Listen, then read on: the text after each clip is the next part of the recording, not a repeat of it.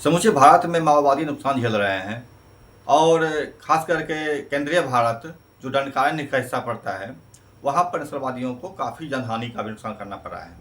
सरकारी आंकड़ों के हिसाब से लगभग 200 के अधिक लोग मारे गए उनके, और ये एक आंकड़ा है। लेकिन जिस तरह से अमित शाह ने दावा किया था 31 मार्च 2026 तक में माओवादियों को देश समाप्त कर दिया जाएगा, ये तो कभी भी संभव नहीं था। और ये हर बुद्धिजीवी जो जानते हैं माओवादियों की रणनीति को या उनको समझने की कोशिश करते हैं वो जानते हैं अच्छी तरह से कि ऐसा होना संभव भी नहीं है। लेकिन फिर भी अमित शाह ने दावा किया था तो और कार्रवाइयाँ भी हुई थी। सवाल उठता है, इतनी कार्रवाइयों के बाद भी माओवादियों का कमर नहीं टूटा और उल्टे इन्होंने 2 लगातार हमले किए हैं पुलिस जवान पर। एक में 4 जवान घायल हुए हैं और दूसरे घटना जो कल हुई है छत्तीसगढ़ में, उसमें उन्होंने 2 जवान को घायल करके उनके हाथ से हथियार छीन लिया, और जिसमें से एक AK-47 है और एक इंसास है। दोनों जवान घायल हैं। सवाल उठता है, आखिर इतने लंबे नुकसान क्यों उठाया इन्होंने, अब ये क्यों हमलावर हुए हैं और नए तरीके से, बल्कि यूँ कहें पुराने तरीकों से। आइए इसको समझते हैं और बात करते हैं आगे।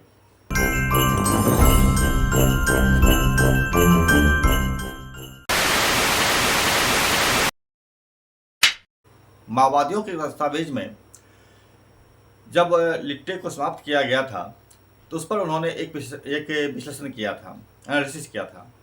उसमें उन्होंने बताया था कि लिट्टे गुरिल्ला वार की जगह पर वो नियमित युद्ध में फंस गए, और जब वो नियमित युद्ध में फंस गए तो उनको पूरी तरह से समाप्त कर दिया गया। ठीक यही गलती माओवादियों द्वारा दोहराई गई थी, और वो गुरिल्ला वार की जगह पर वो नियमित युद्ध में कहीं न कहीं फंसते दिख रहे थे, जिसका परिणाम भी सामने आया और बड़े पैमाने पर माओवादियों के दस्तों का, कंपनियों का सफाया हो गया। यह एक ऐसी राजनीतिक चूक हो सकती है जिस कारण कि ये जनता से कटते चले गए और लगातार इनके ऊपर हमले बढ़ते गए। माओवादियों के दस्तावेज पर हम यकीन करें तो वो बताते हैं कि उनका जो उत्तरी NRB है, नॉर्थ रीजनल ब्यूरो, जिसमें कि दिल्ली, हरियाणा, पंजाब, बिहार, झारखंड, उत्तर प्रदेश के इलाके आते हैं, वहाँ पर माओवादियों का जो NRB था वो समाप्त हो गया। माओवादियों ने पूरे भारत को लगभग 5 हिस्सों में बांटा है, और इस 5 हिस्सों में एक हिस्सा NRB है। NRB मतलब नॉर्थ रीजनल ब्यूरो। ये खत्म हो गया है, टूट गया है। इसका मतलब ये नहीं होता है कि इसे पुलिस के दमन की वजह से टूट गया है। इसका वजह तो अंदरूनी कारण भी हो सकता है और कई कारण भी हो सकता है जो कि लगता है कि इससे फंसे हुए रहे हैं और ये टूट गया।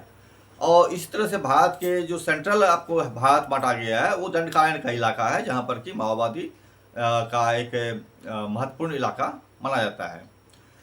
दंडकारण्य में माओवादियों को घेरने का जो रणनीति अपनाया है भारत सरकार ने और अमित शाह ने घोषणा किया है, वह दिखाता है कि कहीं न कहीं माओवादी की रणनीतिक चूक की वजह से ये भी लिट्टे की भांति ही संभवतः नियमित युद्ध में फंस गए। 1 लाख से अधिक पुलिस, हाईली ट्रेंड पुलिस वहाँ पर बहाल किए गए हैं, भरे हुए हैं। तो स्वाभाविक तौर पर 20-25 हज़ार माओवादियों के कंपनियों से उनकी तुलना नहीं की जा सकती है। बहुत बड़ी ताकत है 1 लाख का आर्मी होना, और 1 लाख को 10 लाख करना भी कोई बहुत बड़ी बात नहीं होती है। तो माओवादियों ने जिस तरह से नियमित युद्ध को अपना रास्ता अपना लिया, और इसका ही परिणाम दिख रहा है कि लगातार माओवादियों को नुकसान होता चला गया और वो जो है जनता से कटते चले गए हैं, और कहीं न कहीं से अपने साथियों का भी जान गंवाना पड़ा उनको है। लेकिन अब एक जो नई घटना हुई है वो है छत्तीसगढ़ के एक बाजार में ही घुसकर इन्होंने 2 पुलिसकर्मियों की हत्या किया है। हत्या नहीं किया, हत्या करने की कोशिश किया है, उनका हथियार छीन लिया, घायल कर दिया है। ये घायल करना हत्या करने से ज़्यादा भयानक है, क्योंकि ये दहशत जो उन्होंने क्रिएट किया है वो क्रिएट बहुत ज़बरदस्त था और इसका असर तमाम बलों पर पड़ेगा।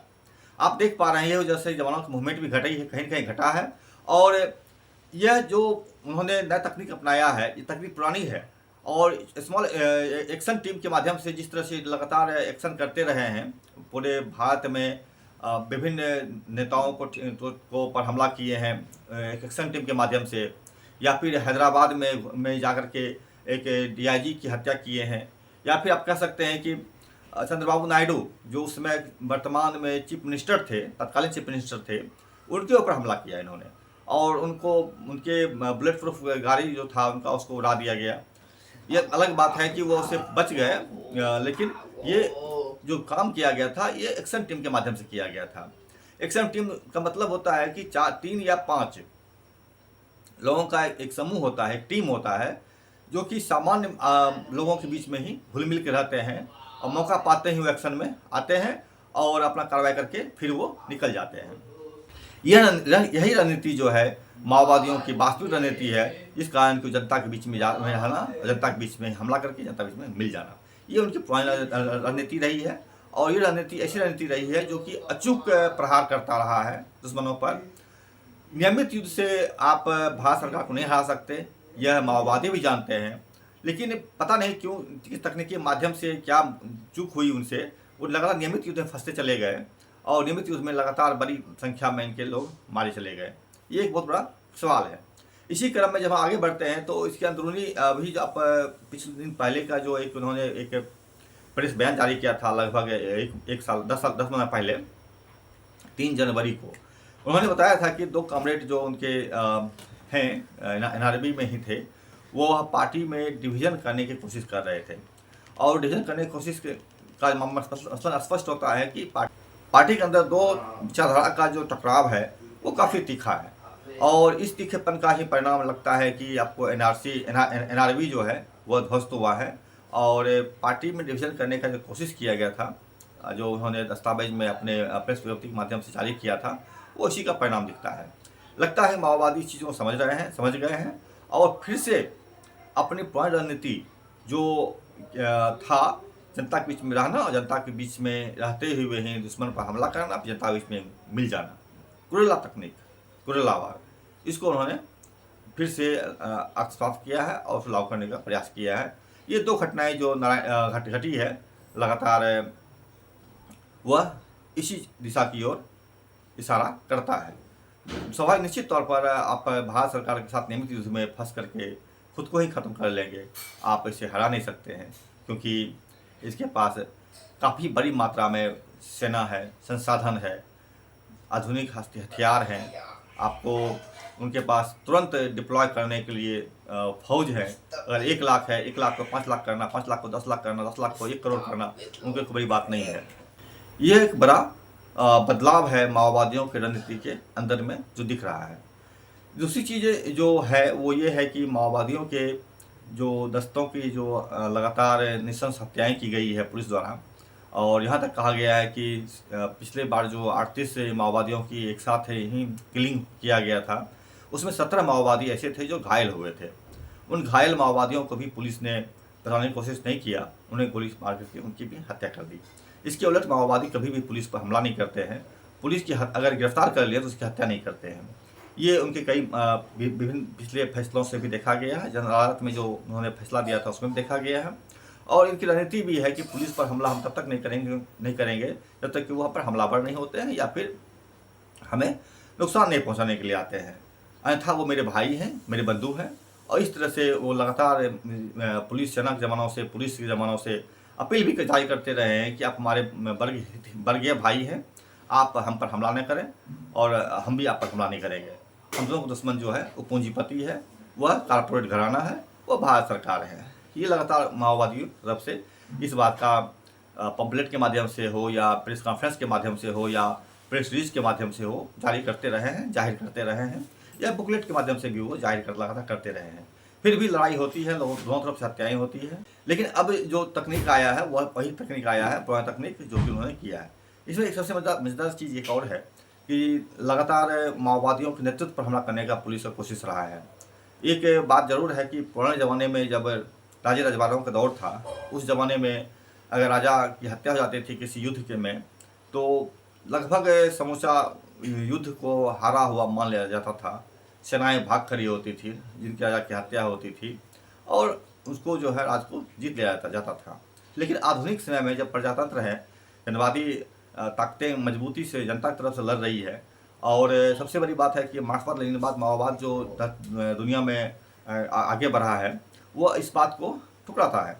और अगर एक लीडर्स की हत्या होती है या सर्वोच्च लीडर की भी हत्या होती है, तो भी उसकी गतिविधि पर कोई फर्क नहीं पड़ता है, वो नई तरीके से चीज़ को व्यवस्थित कर लेते हैं। उदाहरण बताना चाहेंगे आपको हम कि CPI-ML के जो नेता थे, जो आपको नक्सलवादी आंदोलन के प्रमुख नेता रहे हैं, चारू मजुमदार की हत्या पुलिस ने कर दिया था, और उनकी हत्या के पहले लगभग 20,000 से अधिक नौजवानों की बंगाल में हत्या कर दी गई थी। लेकिन जब चारू मजुमदार की हत्या की गई थी, तो पुलिस ने उत्सव मनाया था कि अब नक्सलवादियों को हमने ख़त्म कर दिया, जब से समाप्त हो गया है। लेकिन इसका उल्टा हो गया। जो आपको CPI-ML नक्सलवादी बने थे आपको बंगाल में 70 के दशक में, वह जब उस नेता की हत्या हो जाती है चारू मजुमदार की, तो वह लोग पुनः पूरे भारत में फैल गए। और ऐसा नहीं कि लोग डर गए या फिर लोग जो है मतलब दिशाहीन हो गए, बल्कि अपने अपने नई नई जगह पर जहाँ जहाँ पहुँचे वो वहाँ पर उन्होंने पार्टी खड़ी की और नए सिरे से पार्टी को बनाया, और आज उसी का फल है कि CPI माओवादी जैसे एक विशाल वटवृक्ष भारत में खड़ा हो गया। तो सर्वोच्च नेताओं की हत्या करने से कुछ होता नहीं है। मूल मामला है जनता की समस्या जब तक हल नहीं होती है, तब तक आप इसके नेताओं को हत्या करके या प्लाटून को ध्वस्त करके, कंपनी को नष्ट करके या बटालियन को ख़त्म करके आप कुछ हासिल नहीं कर सकते हैं। मूल है सवाल जनता का। जनता ही हर चीज़ का निर्णय करती है, जनता ही इसका फैसला देती है, जनता इसका समाधान करती है, जनता ही इसको रिक्रूटमेंट भी करती है, भर्ती।